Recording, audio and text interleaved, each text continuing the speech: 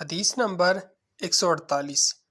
قتادہ نے کہا، ہمیں حضرت انس رضی اللہ عنہ نے حدیث سنائی کہ رسول اللہ صلی اللہ علیہ وسلم نے حضرت معاذ رضی اللہ عنہ سے جب وہ پالن پر آپ کے پیچھے سوار تھے فرمایا، اے معاذ۔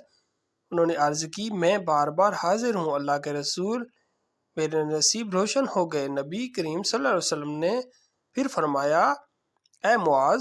انہوں نے عرض کی، میں بار بار حاضر ہوں اللہ کے رسول، زہ نصیب۔ پھر آپ نے فرمایا، اے معاذ۔ انہوں نے عرض کی، میں ہر بار حاضر ہوں اللہ کے رسول، میری خوش بختی اس پر۔